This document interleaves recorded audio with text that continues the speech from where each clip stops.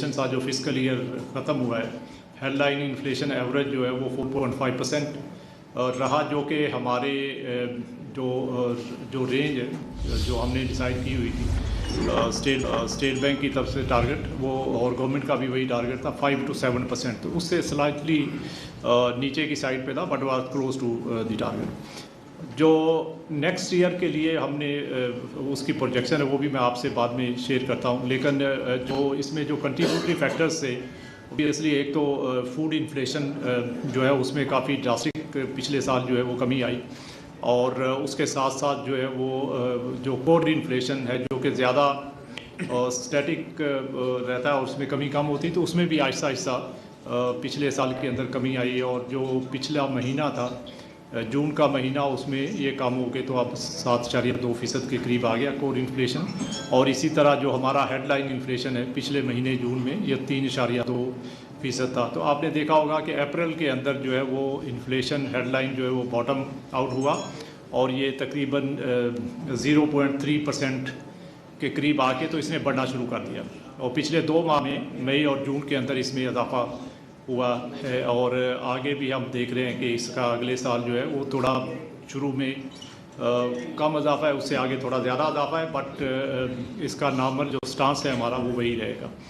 और इसके साथ साथ जो हम देख रहे हैं कि चूँकि एनर्जी प्राइसेस अभी रिसेंटली कुछ उसमें एडजस्टमेंट्स हुई हैं, और आगे चल के बेस इफ़ेक्ट जो है वो उसका भी वो फेवरेबल नहीं रहेगा, तो उसका भी इम्पेक्ट जो है वो नेक्स्ट ईयर में आएगा। तो इस सब चीज़ों को देखते हुए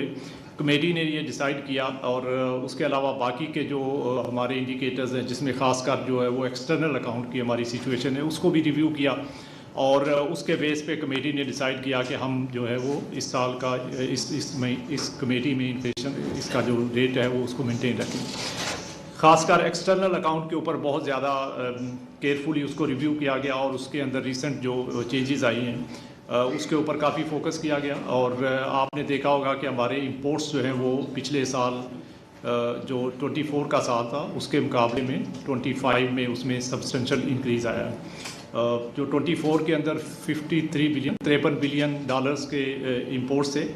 जो 2025 में बढ़ के तो तकरीबन 59 बिलियन जो है 59.1 बिलियन डॉलर्स जो है वो हो गए।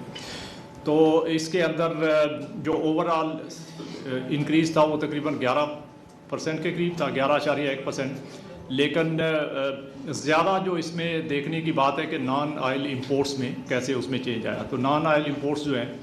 वो 16% से बढ़े हैं, और ये इस चीज़ को भी इंडिकेट करता है कि हमारे जो इंपोर्ट्स हैं उसमें एक ब्रॉड बेस्ड ग्रोथ हुई है, और साथ में इकनॉमिक एक्टिविटी ने चूँकि पिकअप करना शुरू किया है तो उसमें अदर देन ऑयल इंपोर्ट्स जो है वो भी काफ़ी सब्सटेंशियल इंक्रीज़ आया है। और साथ साथ जो है वो हमारे जो दूसरे करंट अकाउंट के हमारे कंपोनेंट्स हैं जिसमें रेमिटेंसेस हैं, एक्सपोर्ट्स हैं, उसमें भी आया है, थोड़ा इजाफा हुआ है उसमें भी, लेकिन एक्सपोर्ट्स का इजाफा जो है वो काफ़ी कंटेन्ड है एज़ कम्पेयर टू रेमिटेंसेस। तो लास्ट ईयर एक्सपोर्ट्स जो है वो 4% से थोड़ी ऊपर बढ़ी हैं, जो कि वो रिलेटिवली